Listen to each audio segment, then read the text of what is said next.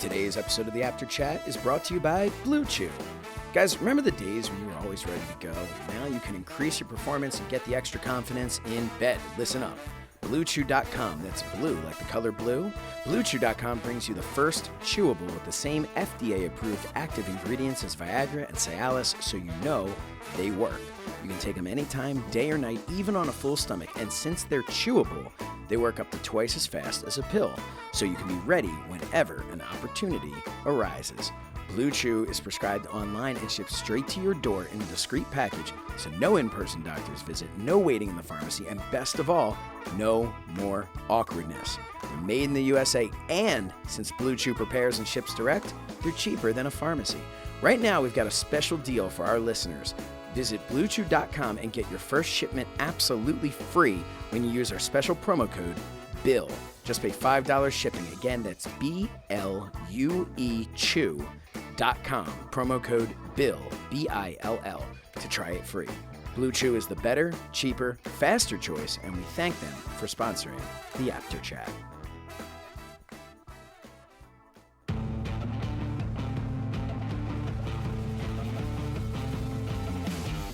Hello, everyone. Welcome to the Apter Chat. I'm the guy the show's named after, Bill Apter, the Apter Chat. And with me, as always, every week down here in Apter's Alley is the best damn co-host in the world. So says Shernoff. That's because it's him, Josh Shernoff. Well, thank you, Bill. I feel like you accidentally made it sound that I think I'm the best co-host in the world, and only. You do agree with me, don't you? Well, it's hard not to. I mean, I've heard the show. So. And by the way, that brings me to our first point: is all the people that have heard the show, we have gotten nothing but really, really great feedback. Except a few of you were not too crazy about that Kenny Bolin segment from last week. Josh, we had to bleep out so much. Yeah, we definitely did, which, whatever. The people who really didn't like it, I think need to, one guy put on iTunes, and it's there for everybody to see it, that they thought the Apter Chat was phenomenal, but because we had Kenny Bolin on there, we lost them as a listener. And you know what? That's a shame that you would give up on something that you think is phenomenal just because you don't like one guest that we had on his opinions. But hey, look, if we had everybody on that we agree with and everybody on that was exactly like us, like that's not what we're trying to do. We're trying to have different voices from different eras, from different, parts of the world, different ideas. So yeah, but sorry it upset anybody, but the bleep button got quite a workout. Yeah. But you know what? Hey, look, it's podcasting, and it was marked explicit, and they were given, I think you did how many, 15 or 30 pre-tapes of please don't hold this against us. So I really did. So I think if they had issues with it, it's a shame. We hate to lose a listener, but we're happy for any of the ones that joined us. Yeah. And also thank you all for the nice comments about the gentlemanly way that NWA World Heavyweight Champion Nick Aldis was in his interview. And he's always like that. When you talk about a real gentleman, a good model for someone to hold a championship, he really fits that image. Yeah, and that was 2 weeks ago, and people have still been, but it was just run on one of the wrestling news sites last week. So correct. Yes, Bill, we have been getting a lot of feedback on that from this week, but we've also been getting some great feedback on the interview with Magnum TA from last week. Yes, so certainly did. Yeah, I mean, so again, we thank you guys and girls so much for all of the feedback that you're giving, and yeah, we're hoping that this is episode 15. We're just getting started, Did you get your travel package yet for WrestleMania for April of next year? Because I know where you're going. I really do. Yeah, my travel package is basically I'm just going to put some gas in the car and and drive. I live outside of Philadelphia, so it's not going to be that tough. So, but yeah, I'll be there. You know where else we're going to be though, Bill? Well, that's why I wanted to bring up that you and I and possibly Calvin, our tech genius, yes, have already gotten a prime spot at WrestleCon on WrestleMania weekend. Yes. So We would love you. We will be, I'll be there selling my book. Josh will be there selling his book. You know what? This is the perfect spot because, my book is Wrestling Fixed. I didn't know it was broken. Right. But you have done so much.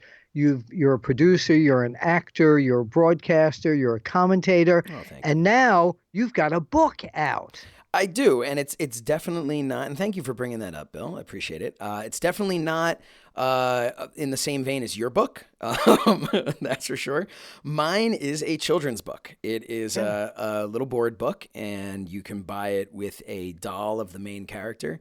It's actually based off of my sister's dog, and it is called Maggie Moo Finds a Friend. That's right. I have a 3-year-old daughter and very used to reading all kinds of kid-oriented and girl-oriented children's books, and decided, hey, I read these so often, why not write one myself? So, but it's a cool book. It's where she meets a cat, and it kind of teaches kids a don't give lesson. the angle away. They have to know that there's a good lesson to learn about, that just because someone doesn't look like you doesn't mean you can't be friends. And but you can go Wait. Isn't that true in the WWE? I think that should be true everywhere. Yeah, that should be true everywhere in the world. But no, you can go to fluffertonfriends.com. That's right, fluffertonfriends.com. And you can go on Facebook to Maggie Moo Book. And on Twitter at Maggie Moo Book. It is brand new, so we might have like one follower. And Instagram at Maggie Moo Book. But it's Maggie Moo Finds a Friend. You can go on. We're going to have some Black Friday, Cyber Monday sales. But you can go on and get the combo pack, save a little money on shipping and on the cost of the item itself. And check it out. Because look, hey, we all love wrestling, but maybe we've got some little ones running around that we're not quite ready to buy the wrestling figures. Read the book, play with your fluffy toy, and let me watch TV. Exactly. That's it. But you can also get a deal. No, you're welcome. And you can also get a deal because for you adults who have not read my book, you can get my book on Amazon or almost any good bookstores, Wrestling Fixed, I Didn't Know Was Broken. Or if you got the book and you don't have the audio version, you can go to audible.com or amazon.com and get the audiobook, because there is this would be a great combo holiday package, something for the wrestling fan, something for the kids, and I guess the moms and the gals out there can also enjoy this whole package. Yeah, I think it's a package for everyone. Right, and if you go to the apterchat.com, you can find a click spot to my book. And Josh, I'm inviting you especially now until the end of the holidays, to please put your book on the apterchat.com. Oh, well, thank you. You know what? I think maybe that's something I might send that on over. I'm feeling so great. Why? I'm feeling so happy. But it's Survivor Series weekend. It is. It is one of the best weekends. Thanksgiving coming up, and the Survivor Series, NXT War Games. Yes, NXT Survivor Series coming up. This show drops on Friday. Airs on Friday, where is as it you like dropping? to say. Oh, it's dropping right onto the pod waves. Oh, okay. Yeah, so this this show drops on Friday, and then on Saturday you can enjoy NXT, and on Sunday you can enjoy the WWE Survivor Series on the network there. Now, let me explain something. That we are, right now it is 6:15 Eastern Time on Tuesday, the 13th of November. So we haven't seen SmackDown at this point. However, there's a major rumor going on right now before we get to our quick picks. Mm-hmm. And this is that Becky Lynch suffered a broken nose on Monday night, the 12th, on Monday Night Raw.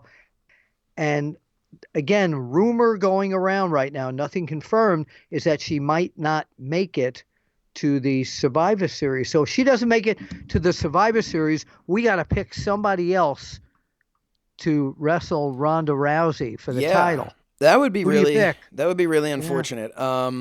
I don't know. I suppose it would have to be someone from SmackDown. So maybe they would go with, I don't know if they would jump to like a Charlotte Flair so soon without that buildup. Like, you want to come up with something that's going to make up for the loss of this really hot match.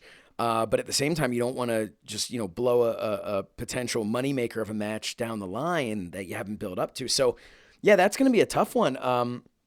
What happened was Nia Jax apparently caught Becky Lynch with a stiff shot to the face. Clearly, had to have broken her nose. I'd be so surprised if her nose wasn't broken. Oh, but yeah. the concern, from what I'm understanding, is whether or not she has a concussion as well. Correct. Now, like we said, this is a rumor that's floating around. Hopefully, by the time people are hearing this, it's been dispelled and the match is on. But either way, this match is going to happen. Well, sometime. wait a minute. If it is not Becky Lynch, do you want to know who I would like to be put in there? I think we would all like to know. Trish Stratus. Ooh. Bring her back. Bring her back. Wow. Yeah. She showed on that last pay-per-view, I mean, she's still damn good. And I would love to see someone come back from the past. Actually, some of the other people that were back, Lita, I think would be a great opponent for her. Okay.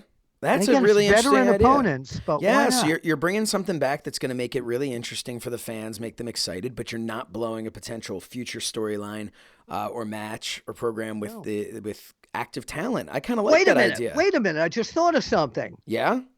Stephanie McMahon. Wow. You know what? I don't think... It's the same brand, but... Yeah, I don't think they're ready for that. Not ready for that yet. No, I don't know, but hey, no, some good ideas here.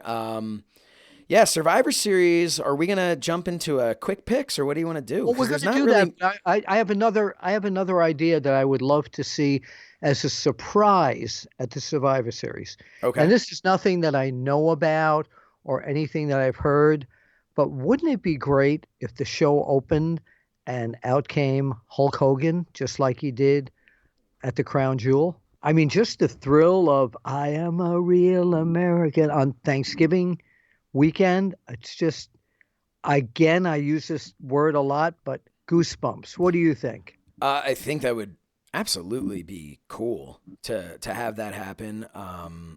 It's been weird. I was on a plug here for a show that had me on Monco Radio show, Completely Damaged. Yeah, I didn't know you did that until I saw it online, by the way. Oh, yeah. I'm sneaking around doing all kinds of things, like my So Says Shernoff Survivor Series special that you can find now on our YouTube channel over at the Apter Chat. I've been sent off to do all these things on my own to promote the show. But one of the things that was brought up on that radio show there was that there was no mention of Hulk Hogan on Raw or SmackDown afterwards. There was no mention in the build-up. There was no mention afterwards, which begs the question, is this something where maybe the USA Network wasn't ready to have him on? Was it something where they wanted to... He's on at the... But what I mean was there was no acknowledgement really of his, to my knowledge at least, maybe I missed something, but of his return at Crown Jewel. Now, maybe they thought, okay, cool, that was a fun little thing for Crown Jewel, but maybe you're right. Maybe they are thinking, but we're going to hold this off for a much bigger thing, which could be Survivor Series, could be Royal Rumble, or it could be hosting WrestleMania, I'm thinking hosting WrestleMania. Yeah. Just think, because remember, that's in the New York area, which was always the heart of WWF, WWF, and WWE. Yeah. So for the Hulkster to return home to the Meadowland, I mean, of course he can't show.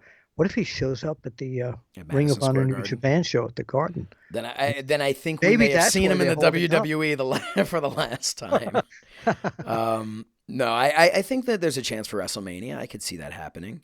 That would be really cool. I don't think so for Survivor Series, but you never know. Anything can happen in World Wrestling Entertainment. Josh, one more thing. I know I mentioned this earlier, but we're taping this before SmackDown, and it was still undetermined whether Becky Lynch is going to be okay to wrestle Ronda Rousey. So we're going to pass by that match in terms of our predictions. Although if that match did happen, I think Becky Lynch somehow was going to beat Ronda Rousey. Yeah, and I think that if the rumors that are going around that I'm seeing now online about possibly it being Charlotte versus Ronda Rousey, maybe having Becky Lynch drop the title, all of this, all of you After Chatters will know by the time you're hearing this. So yeah, like Bill said, we won't really go into it. But yes, that match is going to happen one day. But wait a minute. Wait. If it was going to be that match, Lynch versus Rousey, no title on the line. Right, but it's champion versus champion. Correct. So that's why they're But saying that's she would not gonna drop the happen. title so Okay. that it could be champion Oh, I versus got champion. it. Okay. Yeah, All right. but no matter what, this match is going to happen. Not at would have Survivor been Series, a hell but of it a will. match. Yeah, and you know It what would I have would been a love to see? I'd love to see them hold it off and let this thing main event WrestleMania. I say, why not? That could be the first women's match to headline WrestleMania. I think there's a chance now, since it's not going to happen, that they could just build this between now and WrestleMania. Oh, absolutely. It could be the hottest thing. It could absolutely be the hottest thing. So. Unless Trish Stratus comes back and beats Ronda Rousey. Okay, let's move on. Why don't we do our on our Headlock on Headlines? It's time for Quick Picks, the Survivor Series. Josh, you have the lineup of the matches? I do indeed. The ever-changing lineup of the matches. Yes. We're going to start with Intercontinental Champion Seth Rollins versus the United States Champion Shinsuke Nakamura. Well, again, this is a non-title. Yes, they're all non-title. There's not a title versus title, but non-title. Right. So champion versus champion. I think that Shinsuke Nakamura is going to win because I think Dean Ambrose is going to have a hand in this. I think that's a strong possibility that that's going to happen, and I think that this can really boost Nakamura's career right now because he's been floundering for a little bit. So yes. By the way, I noticed in Barnes and Noble the other night, and I don't know if this is recent, there is a whole book about Shinsuke Nakamura pre-WWE. Oh, yeah, that'd be an interesting read. Interesting. Yeah, but but I think this will be a sensational match. Yeah, okay, I think it'll be a great match. And I also want to add, while we're on this, is that Dean Ambrose, this interview that he did near the fire can on Monday Night Raw, man, he's intense. I could see so much more of him. It's a great side of Dean Ambrose that I wish we would have seen a long time ago, but I'm happy to be seeing it now. Perfect timing. Yeah. Okay, next match. All right, let's talk about Team Raw for the men versus Team SmackDown. That's Dolph Ziggler, Drew McIntyre, Braun Strowman, Finn Balor, and Bobby Lashley for Team Raw, with, of course, Baron Corbin and I suppose Leo Rush will be at ringside as well, versus Team SmackDown, The Miz, Daniel Bryan, Shane McMahon, Rey Mysterio, straight from the Apter Chat, and Samoa Joe. Shane McMahon's team is going to win. I think there's going to be problems with Finn Balor, of course, and Drew McIntyre and his side as well.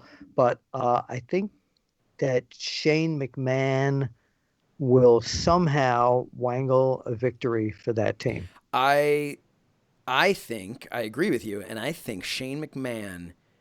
What I would love to see, if they're in fact going to be continuing this heel turn with Shane McMahon that I thought they were going to be doing. Bad guy. I would like to see this end up with Shane McMahon versus Dolph Ziggler in the final two people, and have Shane McMahon and have him beat Dolph Ziggler again to be the sole survivor. Makes perfect sense. Yeah, and somehow have the Miz get kind of screwed out of that. Yeah, but that makes perfect sense. I agree with you 100%. Well, thank you. All right. We'll see what happens. Next match, the female end of things, Team Raw versus Team SmackDown. So we have Team Raw is Mickie James, Nia Jax, Tamina, Natalya, and Ruby Riott with Alexa Bliss, Liv Morgan, and Sarah Logan, you'd have to assume at ringside, versus Team SmackDown, Carmella, Naomi, Sonya Deville, Asuka, and we don't know, because if the rumors are true that Charlotte is being moved to take Becky Lynch's space, who's going to be on Team SmackDown? So, that remains to be seen, but I pick Team Raw because just that new combination of Tamina Snuka and Nia Jax. I think they are going to be the key to victory for Team Raw. Yeah, Nia Jax has that nose breaking style about her. So, Absolutely, I and the think, Hogan leg drop. Yeah, it's Yeah. something. So what you gonna do when Nia Jax and Team Raw comes over you, brother? I wish you would have said that in a different way. AOP, that's the Authors of Pain, the Raw Tag Team Champions, with Drake Maverick versus The Bar, Cesaro and Sheamus with The Big Show. They're the SmackDown Tag Team Champions. Looking forward to this, actually. What do you think, I am Bill? too. The Authors of Pain have got that, and I'm not comparing them exactly with the buzz that the Road Warriors got way back when, but they are absolute animals, and I think they are going to come out of this match even more animalistic. Yeah, I mean, they're animals, they're hawks, they're, But no, I think this is a great opportunity for the Authors of Pain, who have just been running roughshod through everybody, to go up against a team like The Bar. These are not jobbers, These aren't local enhancement talent. Yeah. So They're major. And yeah. by the way, go ahead. No, Go ahead. I think this is going to be a hard-hitting No, match. I just realized how you took my Hulk Hogan Nia Jax comment, and Okay. Josh, that wasn't necessary. All right, But you have to think also on the outside of the ring there, Drake Maverick and the Big Show. Man, if that's not like having on one side has a third and a fourth man, and the other side has about half a man, it's it's going to be distracting time. Yes. And the Authors of Pain are going to take advantage of it's just not going to work for the Big Show. So we've got a 20-man, that's a 5-on-5 tag team elimination match. So that's 10 people on each side. Team Raw versus Team SmackDown. I believe this is going to end up opening up the show, being on the pre-show. And that is going to be Bobby Roode and Chad Gable, The Revival, the B-Team, the Lucha House Party, and the Ascension, that's Team Raw, versus the Usos, the New Day, and to be announced. So I don't know who the other people are going to be. Well, so we can't really pick a winner at this point. No, but I'm going to go with I'm going to go with Team Raw. Just why not? I will abstain. I will abstain from picking. Okay. I also have I see here Buddy Murphy defending the Cruiserweight Championship versus Mustafa Ali. And go ahead. I feel like that may end up being on the pre-show as well, although I'm not sure. But man, Buddy Murphy really had his coming out party was at the Super Showdown. He was incredible. Yeah, so this will be really this could be a great fast-paced match. Who do you have? Buddy Murphy retaining. I agree. Yep. So last but certainly not least, Brock Lesnar, Universal Champion. Brock Lesnar. I thought I'd let you do that. The Universal Champion versus AJ Styles, the WWE Champion. I think that this is, there's quite a history between these two. Mm-hmm. And I think we are going to see, since there's no belts on the line, even though it's SmackDown versus Raw and it's Universal against WWE, I think we're going to see an upset here, and AJ Styles is going to pull out a win here since Brock is not in danger of losing his championship. I think that makes a lot of sense. I also think, correct me if I'm wrong, I believe, I know they main evented last year, and I want to say that Brock Lesnar picked up the victory. So this might be a setting up for a potential rubber match down the road between the two. So, by the way, what did you think of Stephanie's ruling now that in order for, and this comes right off the Survivor Series, that Braun Strowman, his team's got to win for him to get another shot at Brock Lesnar. I think that plays into even more of the fact that Team SmackDown's going to win. I think that this is really going to kind of delay that match between the two of them, as Lesnar's not going to be around that often. So, I think it at least delays it through the December pay-per-view.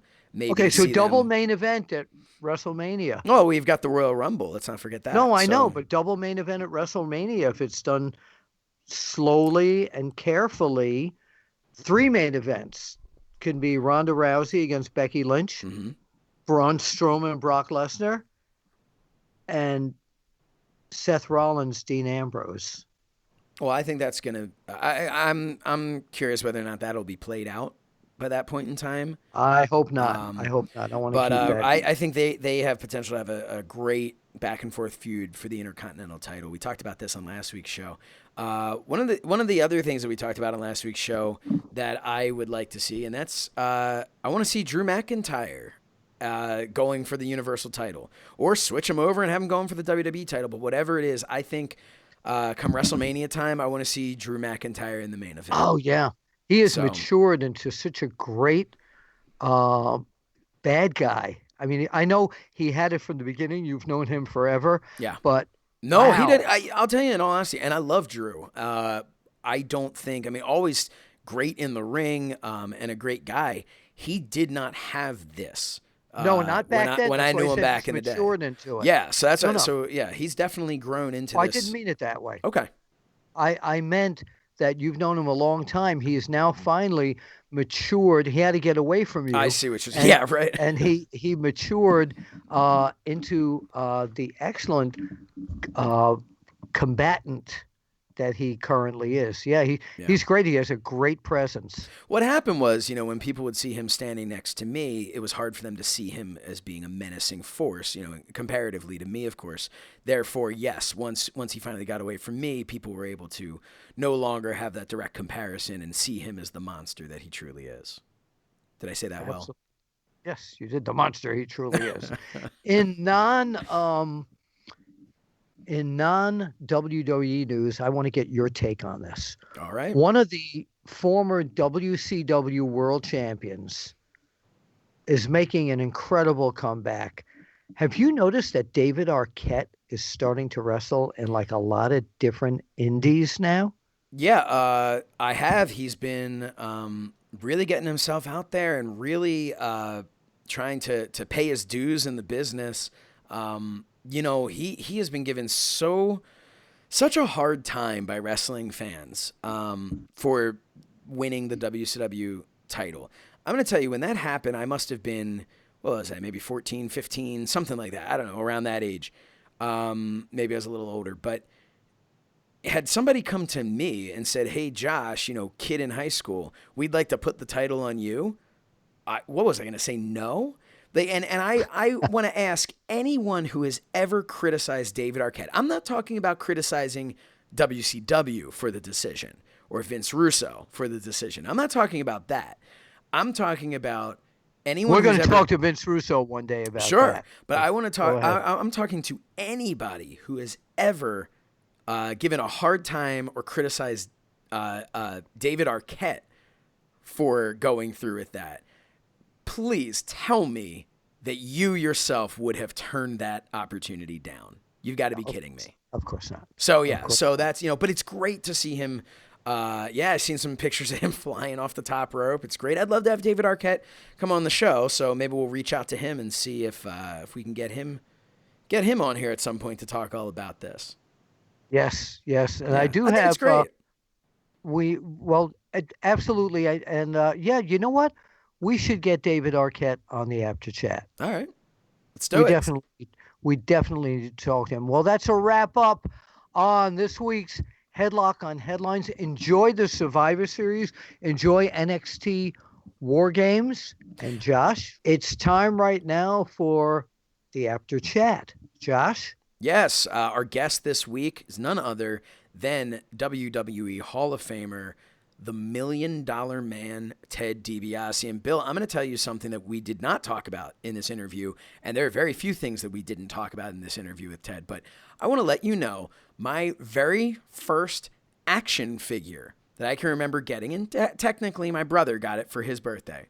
It was the $1 Million Man, Ted DiBiase Hasbro action figure. And I have that action figure displayed in my office. I have all of my old Hasbros displayed there. I've mentioned in the past I'm a big fan of Kurt Hawkins and Zack Ryder's podcast, and they convinced me to, display some of these. So just wanted to say that I've got the $1 Million Man, Ted DiBiase, staring me in action figure form, staring me in the face while we were talking to the $1 Million Man, Ted DiBiase. So that was kind of insane for me. You know what? I would buy that from you, but it's probably worth $1 million. At least. All right, Bill, I think it is time then that we head to the interview with the $1 Million Man, Ted DiBiase. So right now on the Apter Chat line is one of my favorite people in the entire world, in or out of pro wrestling. I met him almost at the start of his career, and we've been friends forever. And when you talk about, and I know I say this a lot about a lot of guys, but when you talk about genuine, really good people that come into your life, this guy's right at the top. Ted DiBiase, or as they used to say in Japan, DiBiase Ted. Welcome to the Apter Chat. It's good to be with you, Bill. And the feelings are mutual, my friend. Absolutely. Well, thank you. I was telling Josh, by the way, we were talking a little bit about Japan. How did they announce you in the ring in Japan? Did I have that right? DiBiase Ted? Yeah, something like that. Tedo DiBiase. Tedo DiBiase, yeah. So, you know what, while we're on the subject of how to pronounce your name, we were going to start this whole thing off with some fan questions, and one of the questions was the Mid-South or WWF pronunciation for you to set the record straight. Well, it depends on where you would go. I know, like up in St. Louis, the guy up there that did a lot of the announcing would say DiBiase. And then I'm not sure how Mid-South did it, but I know the DiBiase is the correct pronunciation. But I guess it would depend on who you talk to, because well, it's your name. It's an Italian name. But it's an Italian name. Now, if you're Italian, and the Italians, a lot of times they would drop that E. They'd say he's a DiBiase, or some of them they would drop the DI. He said he's a Biase. They would just say Biase. So Biase. So I've got the Gordon Soley version. I remember in the ring right now is Ted DiBiase. He always put the at the end. And then you had Vince McMahon, and there he is, DiBiase. He just screamed it. Yeah. But that's interesting. I didn't know about that, about the Italian twist on your name there. I never knew that. Yeah. I never knew that. So that's why a lot of people would say DiBiase, because they'd heard it that way before. But I mean, technically, you would say DiBiase. So. All right, DiBiase. All right. So right it's now been settled. we have some questions right now. DiBiase. I'm calling you DiBiase. You got me into doing this now. We have some fan questions that were tweeted in earlier today, and then we'll get to some other things that Josh and I would like to know. And thanks for being here, by the way. Thank you. Thanks for having me on, Bill. All right. So, that first question, by the way, came from Pee Wee James. So this one comes from Golden Voice Michael Berry Sr. Asks, was there ever a point in the lead up to WrestleMania 4 where you believed you would be booked to win the WWF title tournament at that event? To your knowledge, was that ever the plan? I get asked that question a lot, and originally it was discussed. It was discussed that I would, somehow underhandedly, end up in the last match with Hogan and screw him to win the title. But along the way, it was almost like I think people expected that. Mm-hmm. Because, always in wrestling, obviously Hogan, after beating Andre, he was the man, and here we go, and he's the champ. And in the WWE or WWF, you want primarily because you're catering to the kids at this point, because it's now family entertainment. You want your champion to be the good guy, and as much as possible. So, but there was the thought of having me screw Hogan, then have the run with Hogan, and usually a heel champion in the WWE back then anyway would be somebody. He's transitional. He's either. He either gets the belt and he drops it to the new babyface champion, or he drops it back to the guy that he beat. And history shows that with Ivan Koloff and Superstar Billy Graham. Right. Yeah. Exactly. And so it was Pat Patterson who approached me, and he said, Ted, here's what we've been thinking. And he kind of ran all those things by me, which I knew. I mean, that's standard. I mean, and of course, in the NWA, your world champion was always a heel unless he was wrestling in his home territory. Correct. Like when Dory Funk Jr. and Terry Funk were world champion, when they wrestled in the Amarillo territory, they were baby faces. But everywhere else, they were a heel, because the idea was all the other territories, when the world champion came in, they're going to pit him against their top baby face. That's going to be the biggest draw. And yet, was Jack Briscoe an exception to that, Ted? Do you think so? Oh, no. No? Okay. No, because, I mean, not as far as I know, because, of course, I know he was from Florida. Now, I don't know how he wrestled in Florida, but I know that everywhere else he wrestled, like when he wrestled in Texas against Funk Jr. or Terry, he was a heel. Of course. When he wrestled in St. Louis, which the guys in St. Louis were from multiple territories, he was a heel. And again, even like Harley Race. Harley Race was a heel, except when he wrestled in Kansas City. And but St. Louis probably was the exception. So that leads me to a question I've always wanted to ask you, since we're talking about the National Wrestling Alliance. For years, when I worked at the magazines, we always had you picked as the next NWA champion. Always, Ted DiBiase. And that, just like with the WWF title, etc., I always wondered why that NWA title, that world title, never wound up on your waist. You were the perfect image for that championship.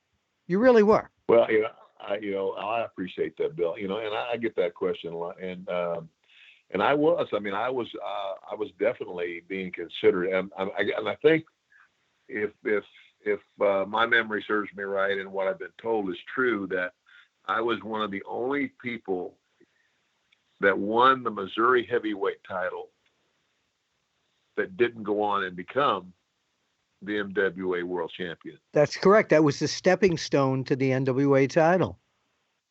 And so, I know that at the time they had several names in the hat. I mean, three names. There was Dusty Rhodes, Ric Flair, and myself. And, 2 out of the 3 ended up being the world champion, and I'm the one that didn't. Of course, I went back to work, and I spent a lot of time in Mid-South with Bill Watts. And Bill, I think, my memory serves me right, Bill pulled out of the NWA. He did. And so, since I was wrestling for him, maybe I was no longer in consideration. But anyway, and people say, aren't you, doesn't it bother you that you were never the world champion? And, obviously it would have been nice, but, by and large, it's, wrestling is a business, and it would have been nice. And there's a lot that goes along with it, with being champion. But, I think that I fared pretty well. Yeah, you really did. So Murph Black asks this question. What is your relationship? What was your relationship, and what currently is your relationship with Virgil? Great question. Virgil, when we were on the road together, and when we first met at Vince's office, I didn't know who he was. I'd never seen him. It was Bobby Heenan who told me.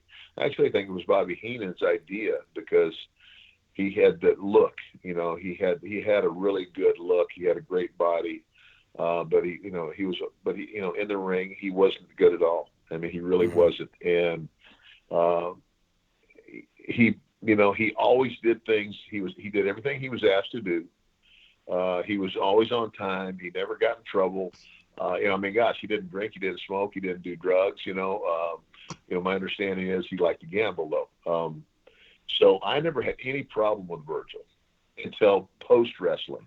And as a matter of fact, after I went to WCW, they were talking about, well, who else could we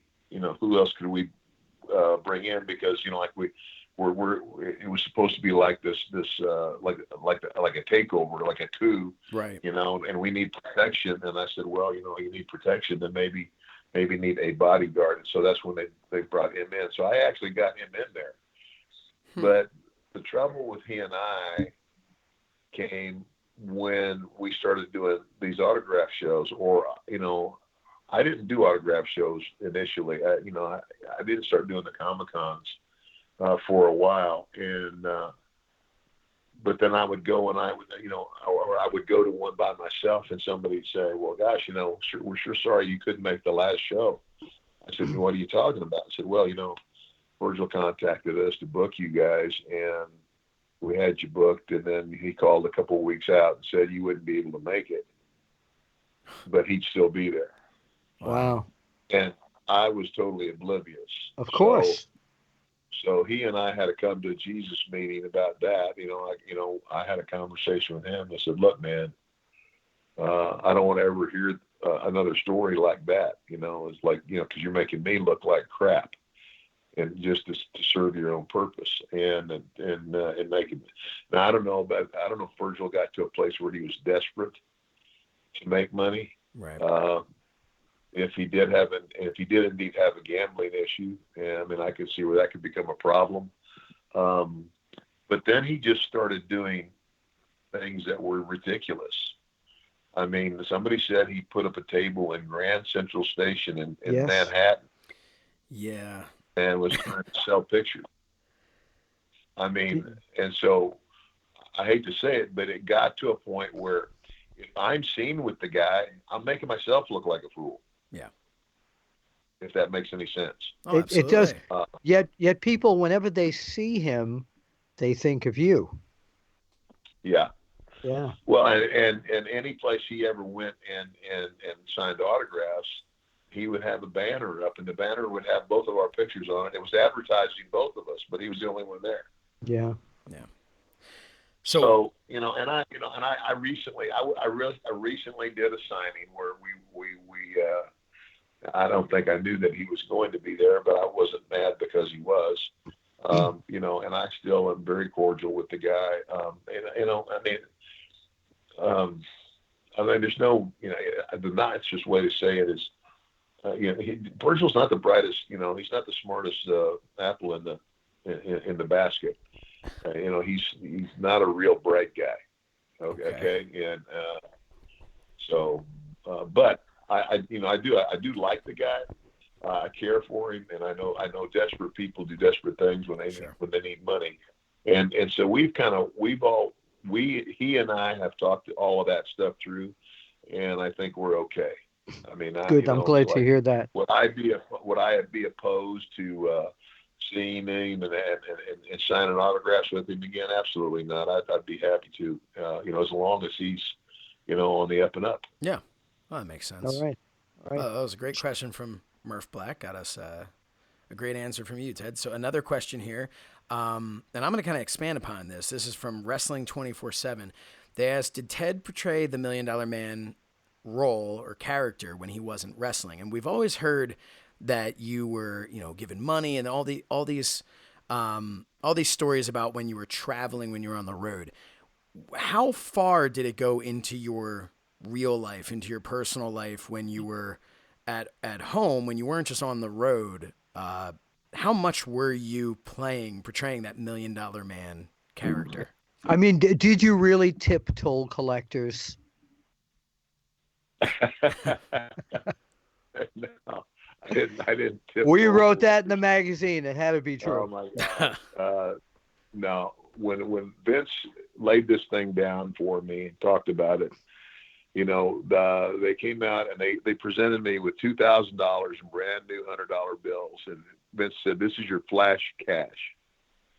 And you know, he says, you know, here's what I want you to do. And he says, now, if you abuse it, you lose it. And he says, you have to pick your spots. But he said, for example, he says, you go someplace to eat, and you know, you don't want to go and do this, you know, at the most expensive restaurant in Manhattan on Friday night when the place is packed.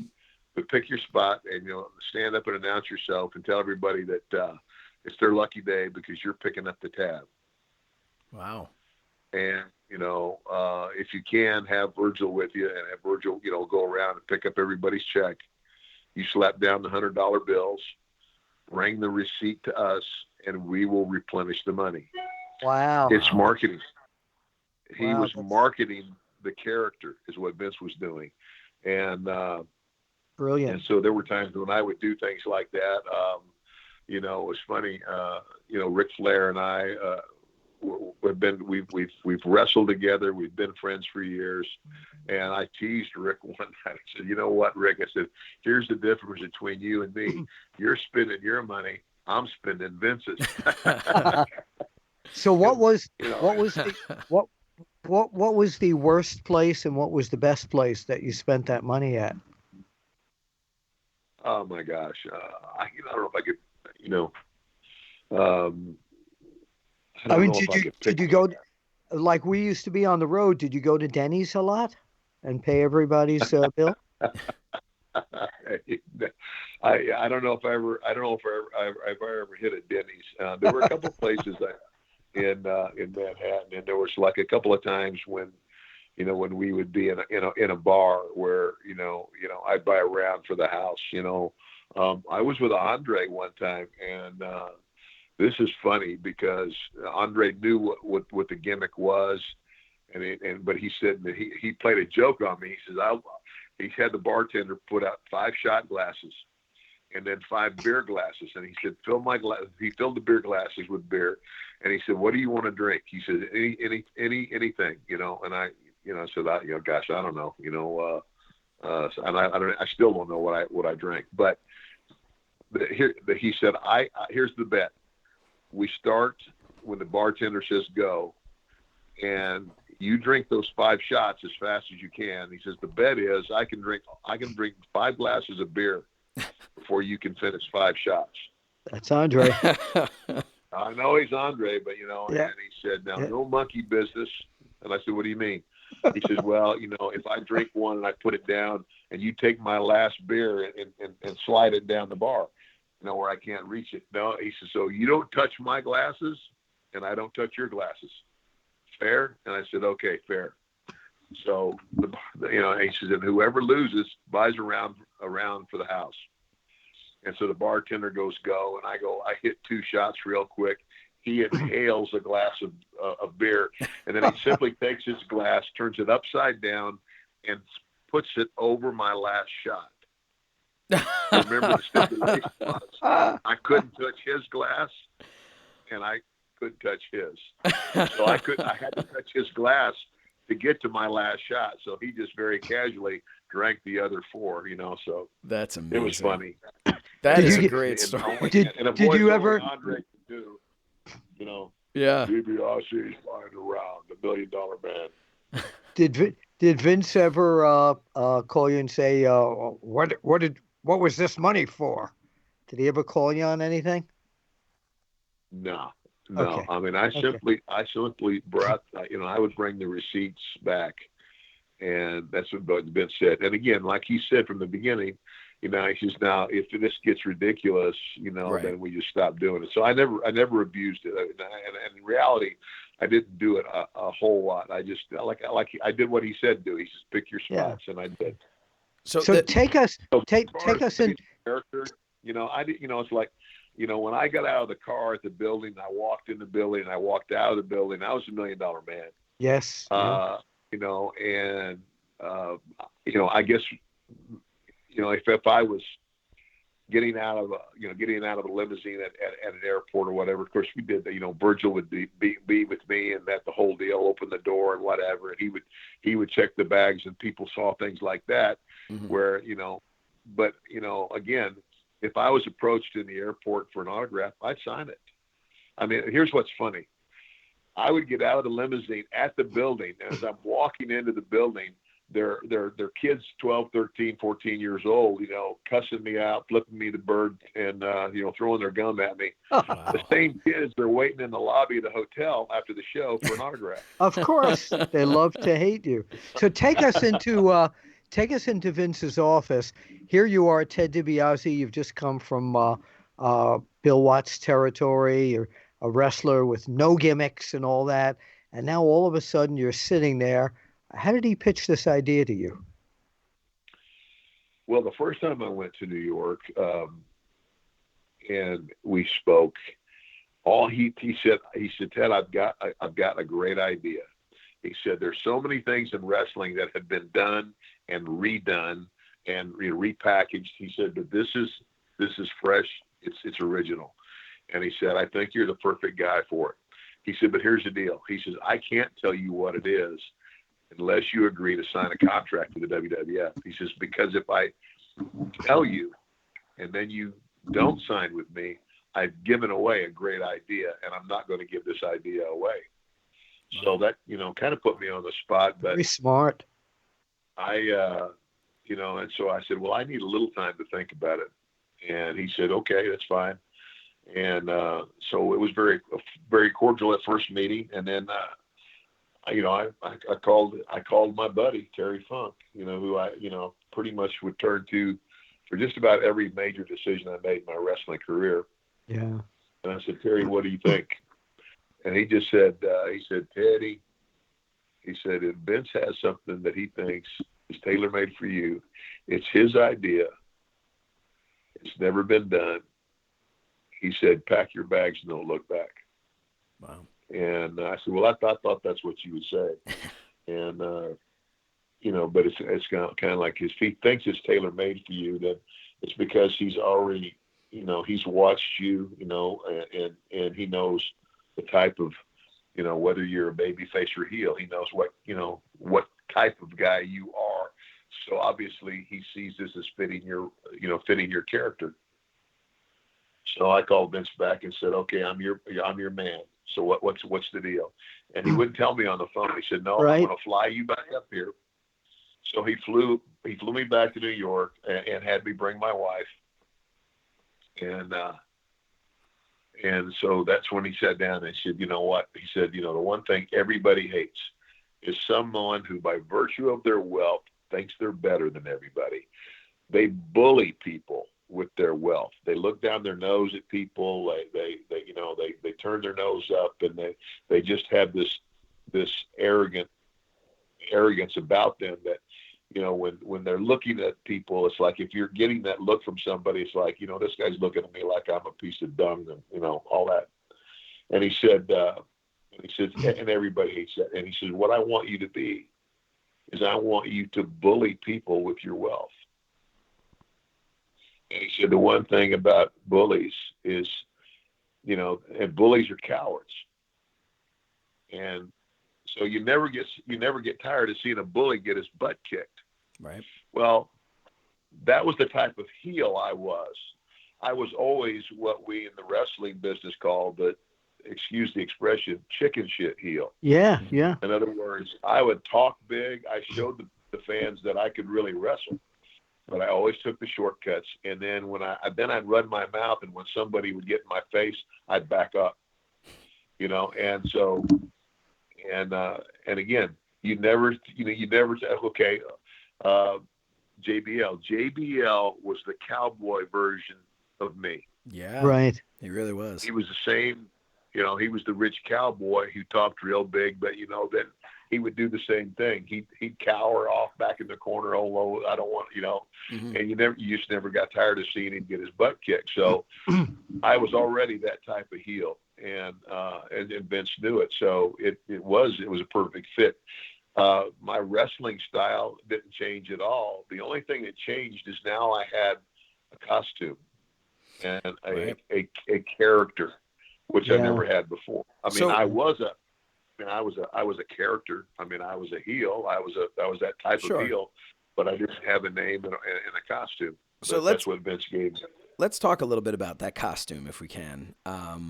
So everybody, Josh loves doing this. Yeah, I love to everyone we ask have these questions, but I mean, but your costume is probably, your attire's some of the most, especially your entrance attire, obviously, is one of the most recognizable and famous ones of definitely at least the 80s in wrestling.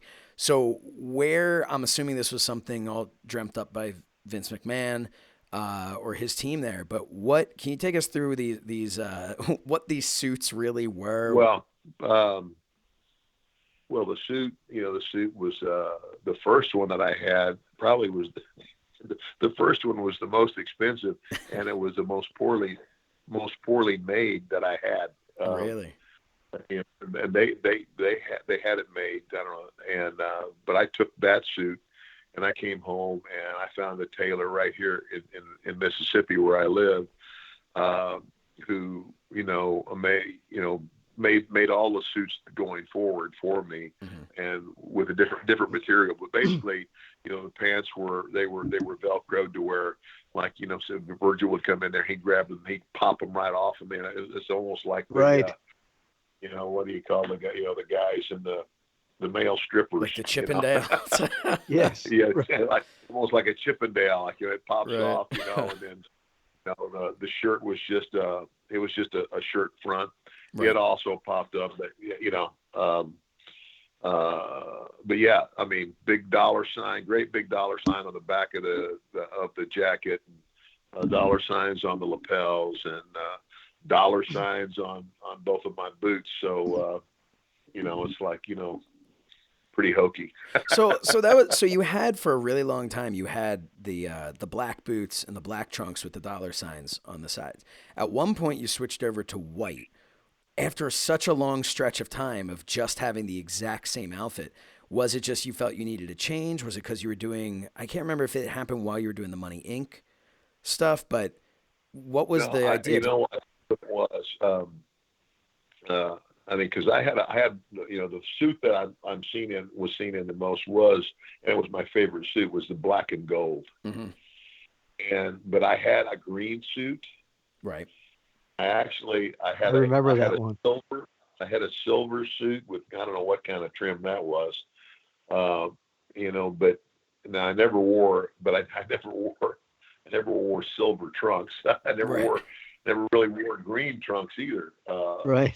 But I wore the suits. But for some reason I thought, well, and I think it was before SummerSlam, the one we did in England. Yeah, the 92. And I just got this wild idea that I would have a white suit with gold trim made, and I'd have, I'd be real tanned, and that was cool. But once I did it, and then went back and watched it on tape, I didn't like it. It was like, what? I don't, bad guys don't look good in white. Wow. Okay. I remember when you came out at that SummerSlam, and I just thought, I was like, wow, that's the cool. I've always had a weird fascination with the gear and stuff, but I thought that was really cool. It was a cool change. But yeah, and then the silver one you're talking about, I believe it was purple, if I'm correct. I believe it was silver and purple. Maybe like a silver and maroon or something, but now wait a minute. Now that you're talking about the colors, I just saw a photo in my mind when the belt was sold to Andre and Bobby Heenan there, with that whole angle. Was that the green suit? No. What suit? I'll let you answer it. You should. It looks better if you know. I don't know. Yeah, no. It was the silver. It was the silver one with the. It was the silver. I thought it was the green one for some reason. I couldn't tell you. Okay, well, all right. Well, our see Apter that, chatters Josh? can look it up, but I'm They almost can positive it was the listen. silver one. So I had a question now to ask you about one of the things during the your time as the $1 Million Man that I always found fascinating and wondered if anyone ever gagged on it. When you used to put the money in your beaten opponent's mouth there, Uh-huh. anybody ever gag on it or just say you put too much money in there? No, nobody ever gagged on it. But it's like I always told Virgil. I said, make sure that $100 bill makes it back to the dressing room. Really? Okay. So Okay. yeah. I mean, now that money that I gave to the fans, the fans always got the money, and but the wrestlers, no, they didn't get to keep the C note. What was funny is when I did the little program with Roddy Piper, and because I wrestled Virgil at WrestleMania 7, which was, oh my gosh, thank God Roddy was out there to help me get through that. Say instant classic. But after that, we did this thing where, and we did it in several places, but we were in I think it was Sacramento one night, and now my wife had flown out there. I had family in Napa, which is a suburb of San Francisco, and not too far from Sacramento, 80 miles. And we were staying with my sister out there, and they came to the matches. Now, anytime my wife had ever gone to wrestling, they would always sit the wives somewhere in the back or up somewhere. They gave my wife and my sister second row ringside seats. Oh, wow. And so we did this thing where I went out in the ring and I got the microphone, and I just made this announcement to Piper. I said, I don't really feel like breaking a sweat tonight. And I said, Piper, I know you don't feel like getting embarrassed in front of all these people tonight, because that's when it's going to happen if we wrestle. And I said, so why don't you do yourself a favor? I said, I got $300 here. I'll give you the $300. You go out and have yourself a nice meal and a nice evening, and we'll just call it a day. And so Piper looks at me, and of course he milks it. He looks at the crowd, and I look away from him like, see, I told you no. And then when I turn back around and look at him, he punches me. And when he punches me, the money flies up in the air. He picks up the money, and he goes out, and he goes around ringside, and he picks people, and he gives them each $100 bill. I remember this. And so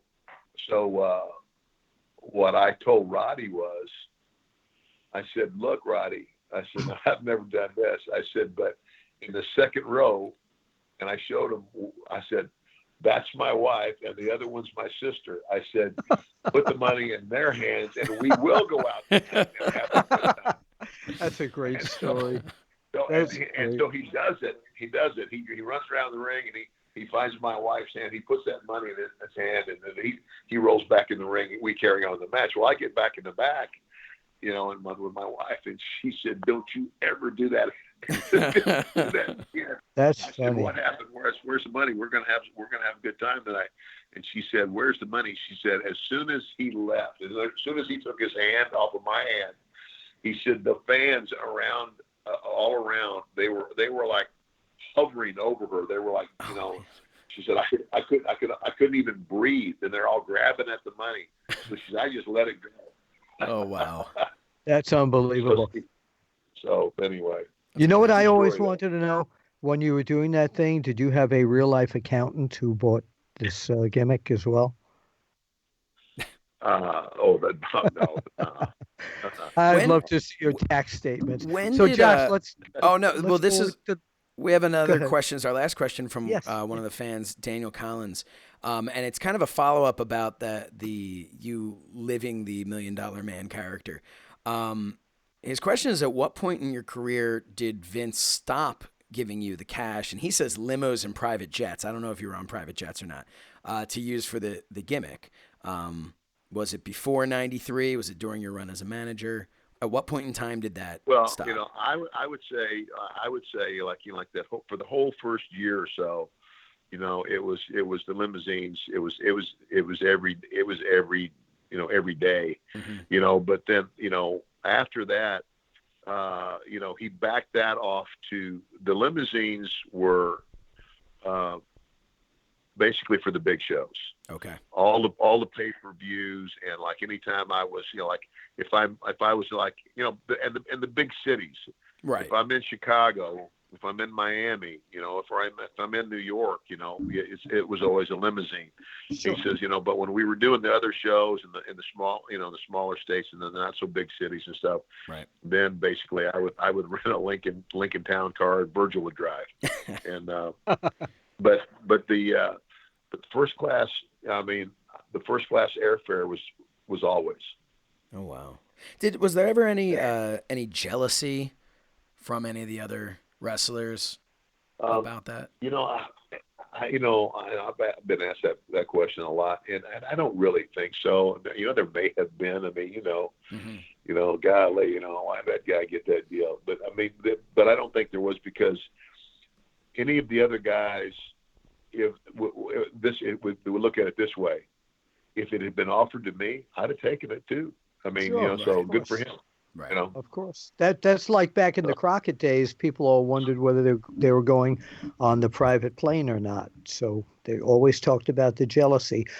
Since this is Thanksgiving weekend, and of course, traditionally, it's the weekend of the Survivor Series, do you have a memory or two about the Survivor Series you'd like to share with us?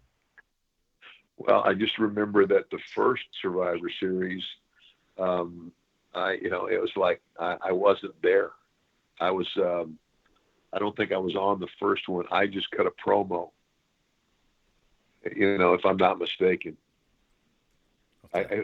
I don't know. I could be wrong, but I thought that I remember cutting this promo about being thankful for being rich, and I've got money and you don't, type of thing. Bully. I do remember we did a special video for the Survivor Series, the very first Survivor Series. But other than that, I can't really. There's Bill. It's like there's so many matches. Now there are certain matches that stand out that I'll never forget. The night that Andre and Hogan had the match at on NBC. That was the first time that professional wrestling was on live network television since. That was the Hebner brother match, correct? Yeah, right. Yeah. When everybody found out that Dave Hebner had a twin, and that was a very special night, because that was the setup for WrestleMania 4, and it was a special night for me because even though I wasn't the star of the main event, the storyline centered around my character. This was the setup for WrestleMania 4, and here I was, a part of a show when the business I had grown up in was back on television, the coast to coast live for the first time. So that was very special. So there's moments like that. Wembley Stadium, 80,000 people, special night. So there's special nights in my life. But we wrestled so many matches that it's hard for me to keep track of. It's like I couldn't tell you what I did in every Survivor Series and every Right. Well, one SummerSlam. One Go ahead, moment that you're famous for at Survivor Series would have to be in 1990 when you introduced The Undertaker to the WWE. Do you have any memories of that? Did you think that was going to be a character that would last? Here we are in 2018, and he just competed again recently. I don't think anybody foresaw what The Undertaker would become. Correct. And I don't think, I do remember that in watching Mark work and to work that gimmick and have a match and to move like he had to move to be The Undertaker. That's not easy. And so for him to have lasted as long as he did, of course, I know he took that, he took a hiatus for a while and came back as a different character for a little while, but everybody wanted the Undertaker back. Yeah. And the biker guy didn't do it.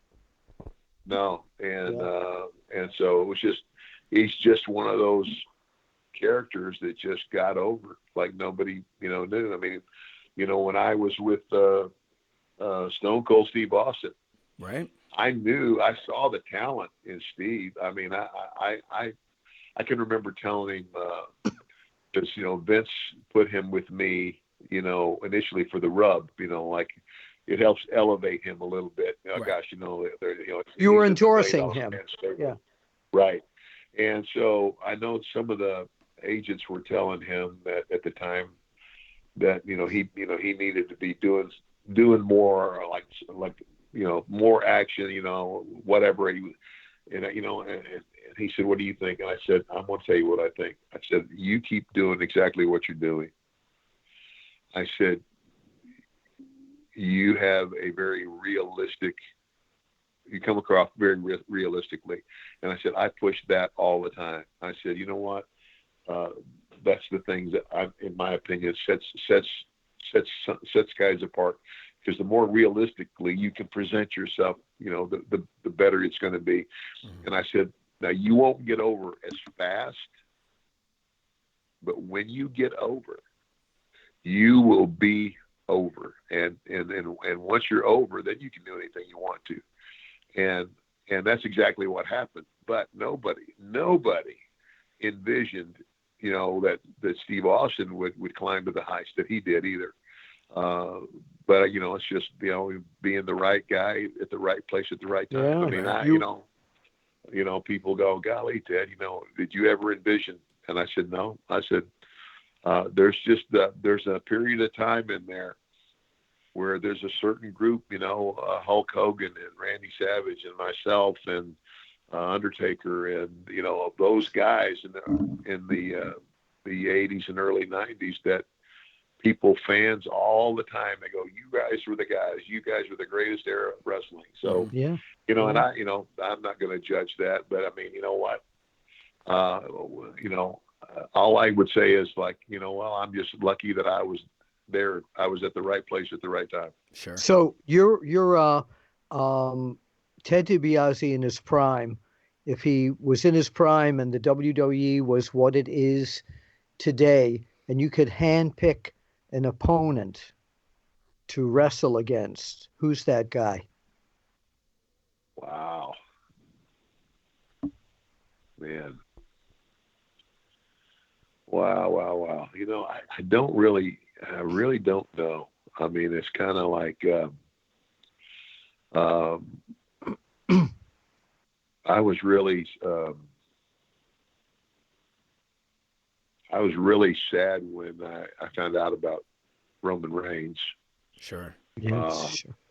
And that deal. I thought he had talent, but I tell you the guy, and that came across the most believable to me. And that's how I've always, that's just who I am. To me, it's like, I always push this. I said, you know what? It is show business. Mm-hmm. And we've told the whole world that we are show business. I said, but when you walk into a movie, it's a movie, but the actors present what they're doing in such a realistic way, you get caught up in the story. Yeah. And that's what wrestling should still be today. But it's my personal opinion, I don't think it is like it used to be. Yeah. I don't think there's not enough emphasis on making it real and believable. But I mean, one of the guys that came across the most realistic to me was Bray Wyatt. Oh, absolutely. Sure. He presented that character so realistically, there were times I thought, man, he's a guy I'd love to have had a program with. Yeah. So. Yeah, but if that happened, you would be audited by the IRS. Yeah, right. Okay. Trying to think of what type of a joke could be made, a segue. No, but I, into I that. could see you in your prime in a great match against Seth Rollins. You know, that's Yeah, what they used to yeah, call a scientific wrestler, and that was the mold you came out of. Tell us, Ted, right. before we let you go, about you have a wonderful belief, and wonderful faith, and you're very involved. There may be a lot of our listeners that don't know about your $1 million faith, actually. So, well, I have been for gosh, over 18 years, 19 years now. I've traveled all over the United States and Canada, and really worldwide. And I guess you'd call it evangelism. I mean, I'm not Billy Graham, but I mean, Billy Graham was an evangelist, and I guess that would be what you would call me, because I'm someone who goes out and proclaims the gospel of Jesus Christ. I had a very strong faith in God when I was very young, and I walked. I won't say I walked away from it, but I think I was drawn away from it by all those things that draw people away. I mean, I got caught up in the glitz and the glamour of being a wrestling star, and just like guys just pick a field, whether it's music or motion pictures or whatever the deal is. And I, by the grace of God, I never became a drug addict or an alcoholic, but I certainly have done my share of running around and messing around and getting in trouble. But by the grace of God, I had a wife who stuck by me, gave me a second chance, and that was a real turning point in my life. The fact that I did all these things that was so self-serving, and yet she was willing to forgive me.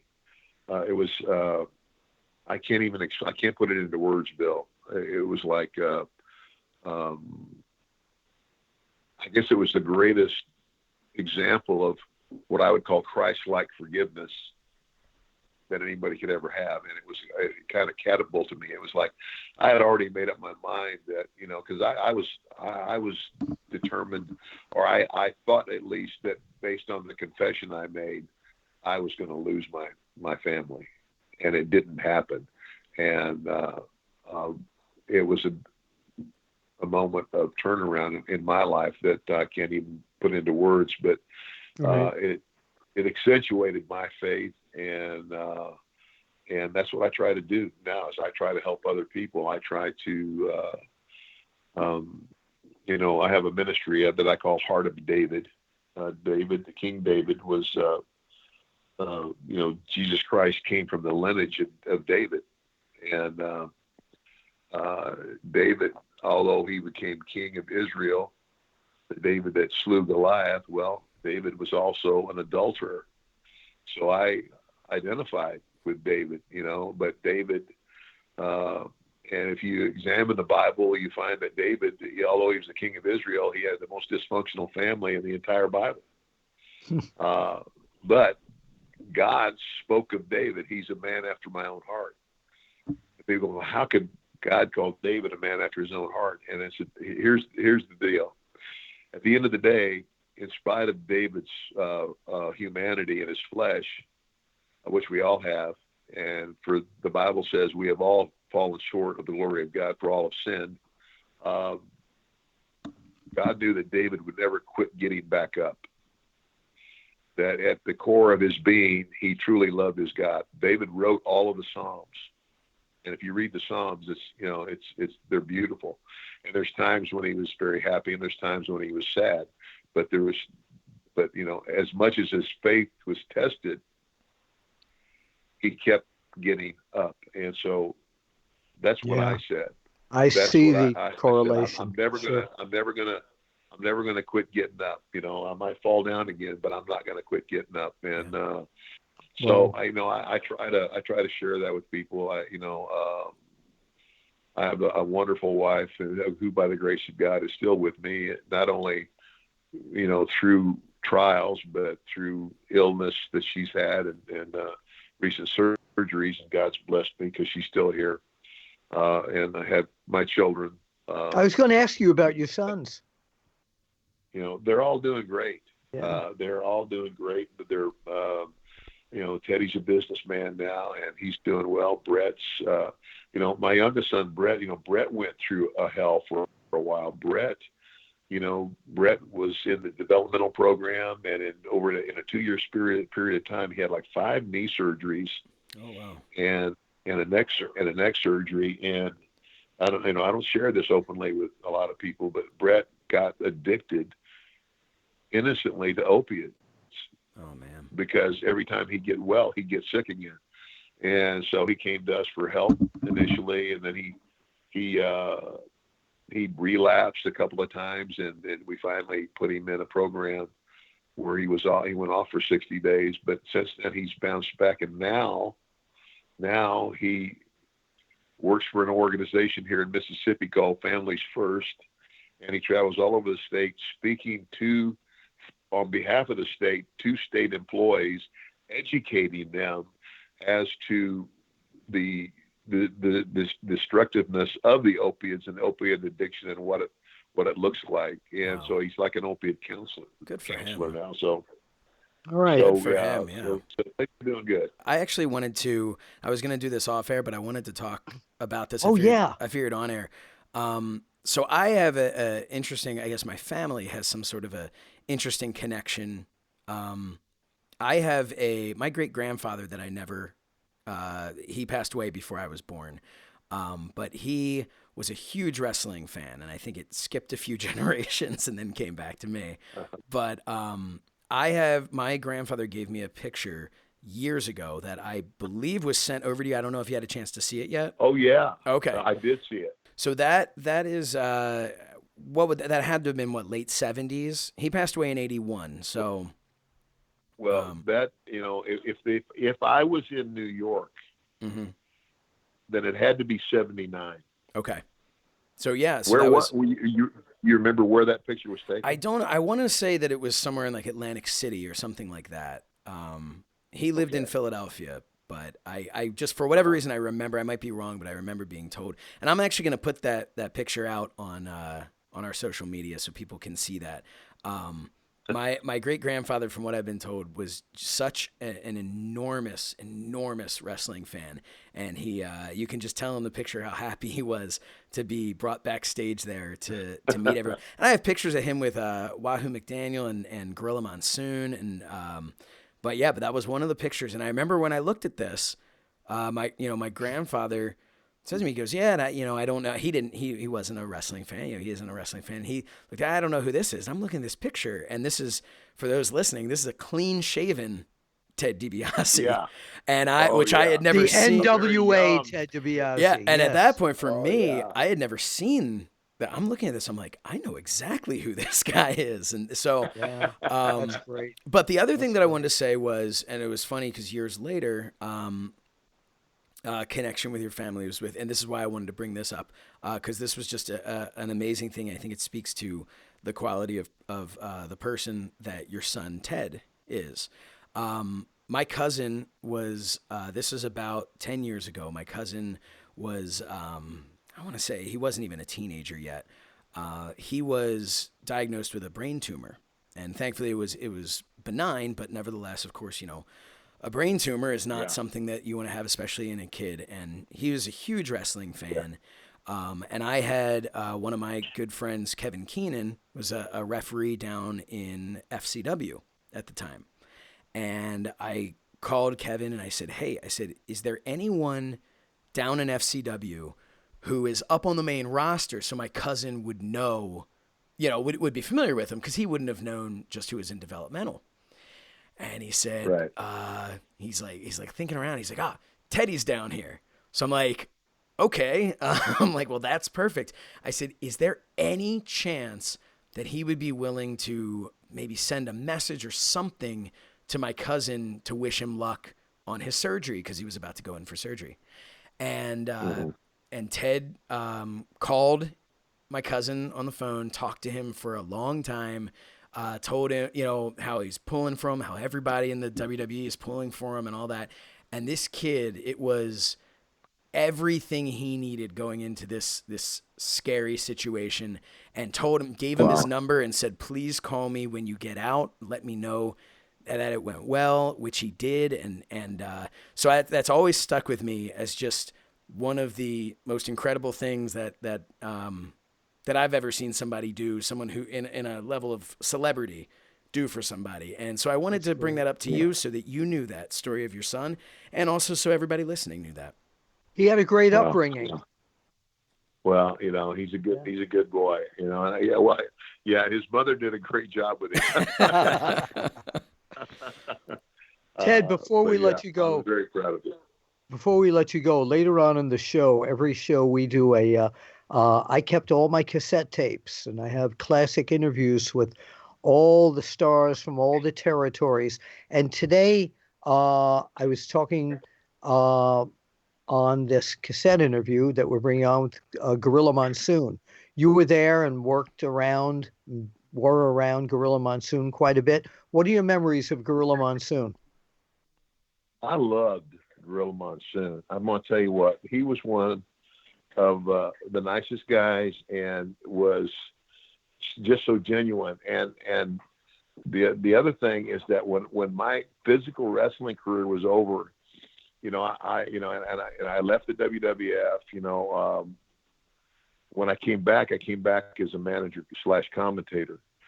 Well, they put me with Gorilla, and Gorilla really, really helped me a lot. I mean, Gorilla was the, he was the play-by-play guy, and I was the, I don't know what you call it. I was the other guy.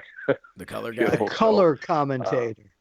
The color commentator, yeah. Right. And, he was just a huge help.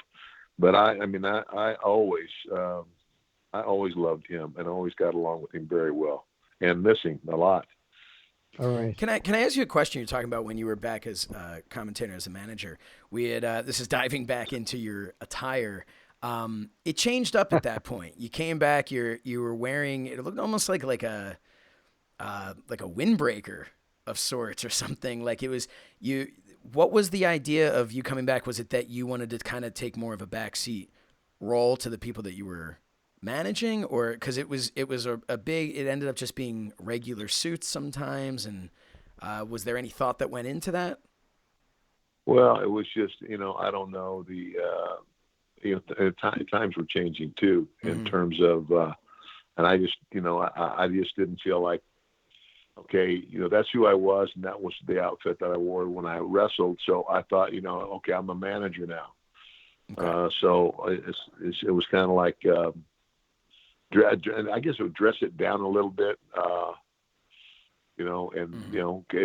think it fit the role is what I guess the way you'd say it. Okay. Yeah. So what we didn't discuss, is when Ted had some bad investments, went broke, and then he joined the NWO. Well, he didn't go broke. I believe he was the benefactor. Well, that was the rumor. That was the rumor. Yeah. But just as you had a classic story, I've got to tell mine real quickly. Ted came up to the offices when I worked at the wrestling magazine, and he came with one of his friends who had a limo. What's his name, Ted? Our buddy with the limousine. Oh yeah, John. So after work, we went out to dinner, and then we had nothing much to do. So I said, you know what? My son, Brandon, who was a little kid at that time, is really a big NWO fan. So Ted had a great idea. I laid down in the back of the limo, and we drove to my house. And Ted DiBiase, my son Brandon, is playing basketball by himself, shooting hoops. He's about 9 or 10 years old. And DiBiase gets out of the car, and he says, "You with us or you against us?" And then he says, "Look who I just signed." And I walk out of the limousine. I can't tell you. It's just indelible, great memory. So Ted DiBiase, thank you. Thank you so much for doing this. Thank you. Where can everybody find you on social media and anything you'd like to plug? Okay. Well, $1,000,000man.com is one. Heartofdavidministry.com is another one. And that one, I think the one that's up currently it's being redone. But I think, you can still find it, and MDM Ted DiBiase on Twitter. So, I'm on all the stuff. I don't think I'm on Instagram yet. Well, I'm sure you will buy your way in. Yeah. Would you mind before we leave and doing a little, everyone's got their price? Would you give me some $1 million man? Of course. I mean, if you would buy. Wait, let me go in. Ted DiBiase, you have bought the WWF Championship. Why did you do that? Because, Bill Apter, everybody's got a price to the $1 million man. Yeah.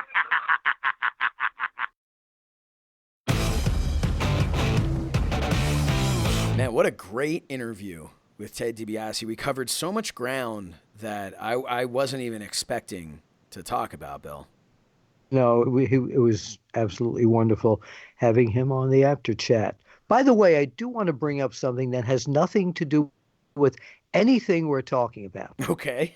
I want to mention that I got a tweet from Kenny Bolin, who, as we mentioned at the beginning of the show when we were talking about it, that he was bleeped more than anyone ever on the Apter Chat, and he's hearing rumors that he has been banned from the Apter Chat, and that is not true. When we need Kenny Bolin on here, Kenny Bolin will be welcome back. Okay. Yeah. All right? Yeah. Just wanted to throw that in. All right.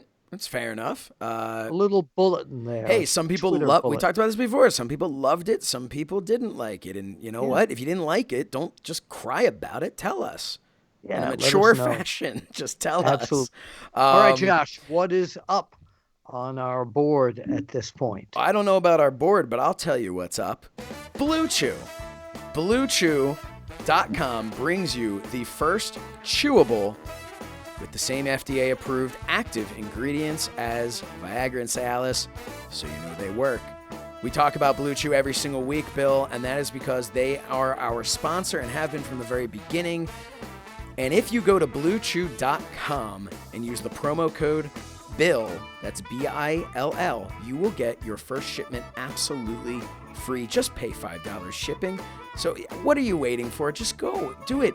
This is a chewable that you can take anytime, day or night, even on a full stomach. It's going to work faster than a pill. It's being sent directly from Blue Chew to you, so it's actually cheaper than, say, Viagra or Cialis. So you really have nothing to lose but that $5 in shipping, which I think is an incredible deal. So again, BlueChew.com. Get yourself ready for the holiday season, all right?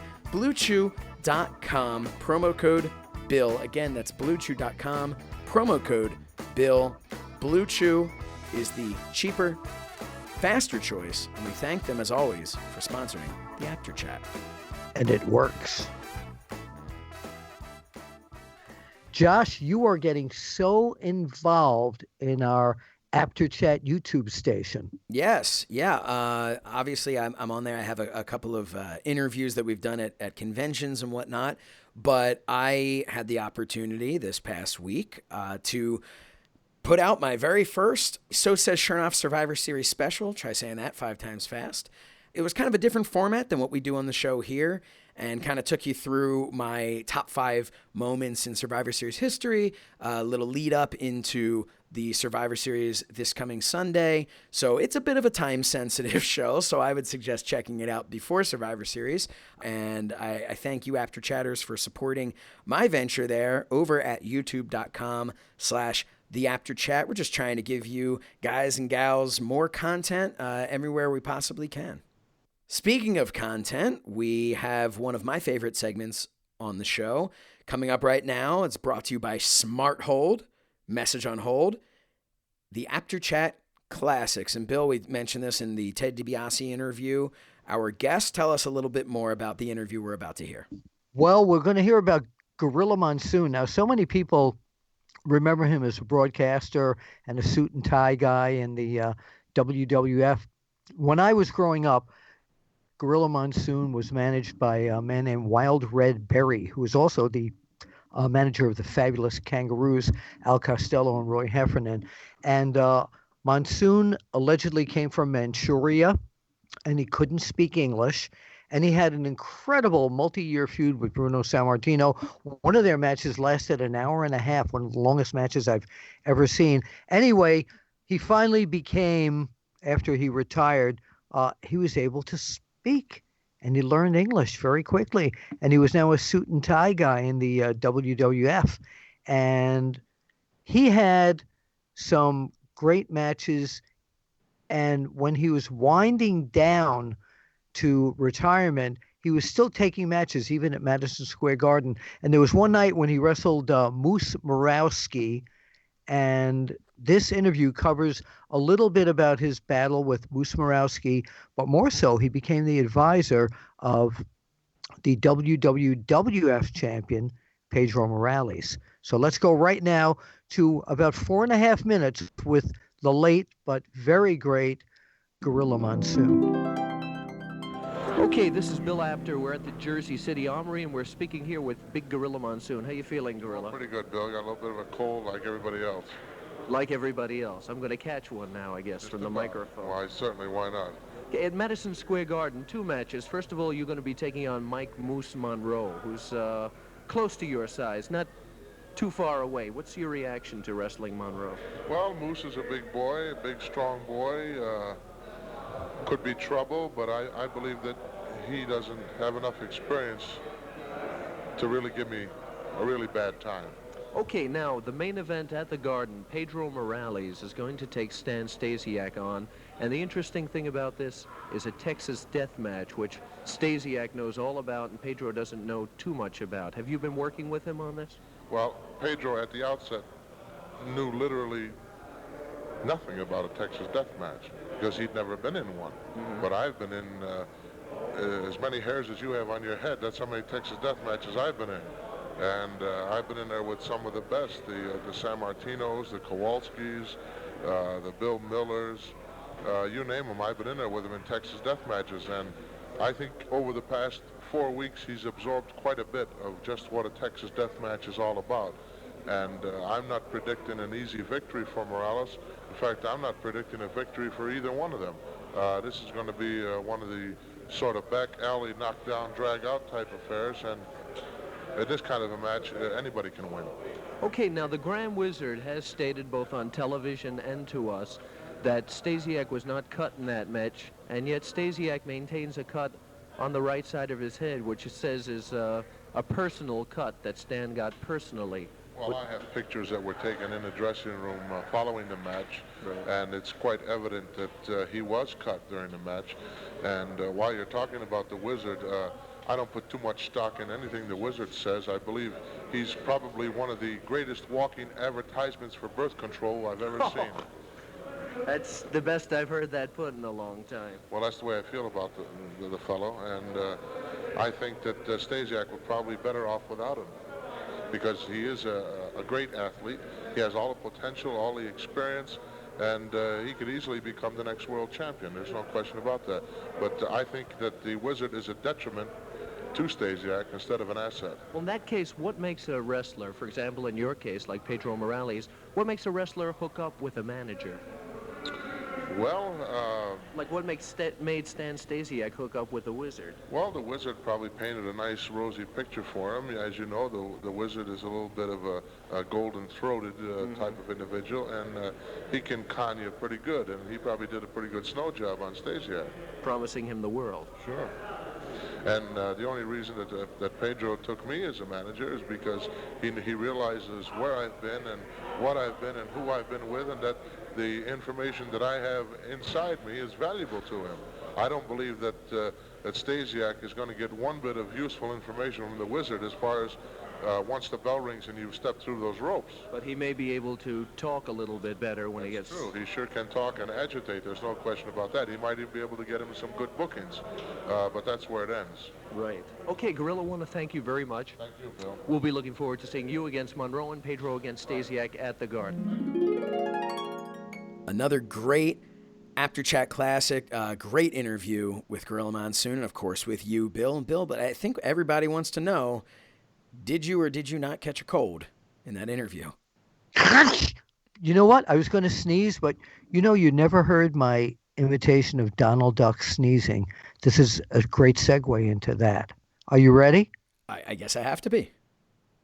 Can I tell you that was actually pretty great? Actually, well, you know I'm what? going to give you credit. That was pretty great. All right. So right now, what I want to talk about, and I'm available, yes, for weddings and confirmations and bar mitzvahs to do my Donald Duck sneezing imitation. So right now, why don't we talk about Smart Hold? Absolutely. Smart Hold is the sponsor of the Apter Chat Classics. But what is Smart Hold? Smart Hold is a message on hold service for only $35 per month. That's right, only $35 per month. Plus, and this is the best part, Bill, there are no contracts. So let's recap that for a second. Smart Hold message on hold service, only $35 per month with no contracts. If you run a business where you place your callers on hold, one of your most effective and least expensive marketing tools is message on hold from Smart Hold. I don't think a lot of people realize that when you have your caller on hold, you have a captive audience. Replace the radio stations and CD players, which, by the way, is illegal. Or maybe you have some really bad music that came with the phone, or even worse, as we've been talking about, silence. With today's cell phones, placing a caller on hold to silence is deadly. Most callers won't be sure if they're still on hold, if they're still connected. That's right. They'll probably just hang up like you do or I do. Can you afford to lose that call, Bill? No, absolutely not. I couldn't afford to lose that call in my business, and that's why with Smart Hold, we make your caller's hold time more enjoyable and informative while the caller's hold time feels shorter. It also makes you sound more professional. Because with Smart Hold, you get pro voice talent, both male and female, unlimited message changes, professional script writers, broadcast quality audio, fresh background music, music licensing fees, and even a Smart Hold player should you need one at no charge. All for only $35 per month per location served and no contracts. So go to www.smart-hold.com and order today. That's www.smart-hold.com. Be smart, get Smart Hold. Well, breaking news, Bill, as we're recording here, it's at 8:30 Eastern Standard Time and PM. 8:30 p.m. SmackDown is going on as we're recording this, and it has been announced that due to, and I'm quoting here, a broken face. Wow, that's medical terms. Due to a broken face, Becky Lynch will be unable to compete this Sunday at Survivor Series. So it is, unfortunately, that's been announced. That match is off.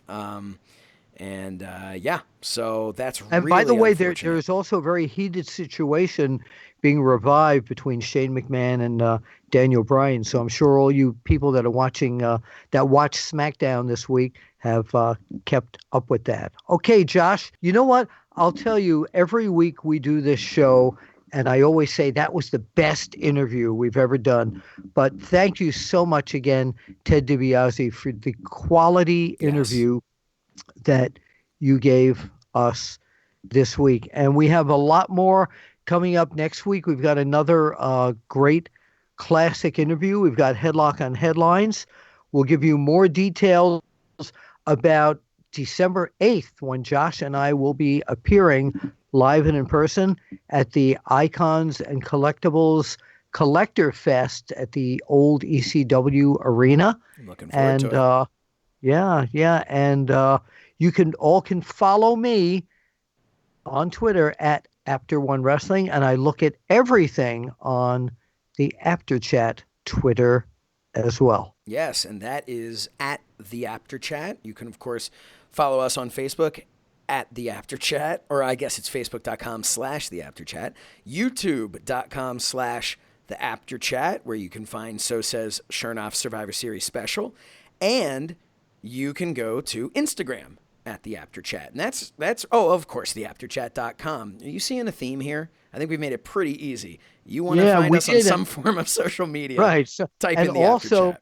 And also, don't forget, the holidays are coming up. My book is Wrestling Fixed. I didn't know it was broken. Oh. Is available, right? The audio book is available. You can go to the apterchat.com, click on merch, and you can buy some of our fabulous T-shirts. Yeah, and so that keep an eye out. There's a Black Friday sale going on at Pro Wrestling Tees, so make sure if you're going to buy a shirt, now's the time to do it.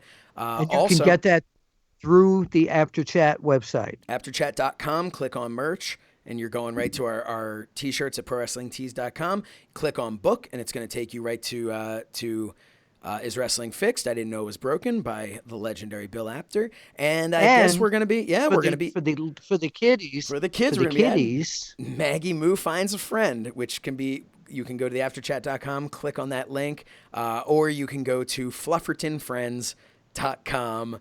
I can't believe that's what I'm saying on a wrestling podcast, but it is in fact, and I say it proudly, fluffertonfriends.com. You can find me at So Says Shernoff, and I guess that's really all we've got to give to episode 15, Bill. You know, I would like to see Moo Finds a Friend in Braun Strowman. Wait, what? What's the name of your book again? Maggie Moo Finds a Friend. Right, Maggie Moo finds a friend Maggie in Braun Moo finds a Strowman. friend. I think it should be Braun Strowman. Why not put a kid's book together with a wrestling theme? I see nothing wrong with that, and the quickest way to make something like that happen for me is for all of you to go buy the current book that I have. Okay, and, sounds good. Sounds good. Josh, right. Is Wrestling Fixed? I didn't know it was broken. You know what? What? We're going to see these people at the matches.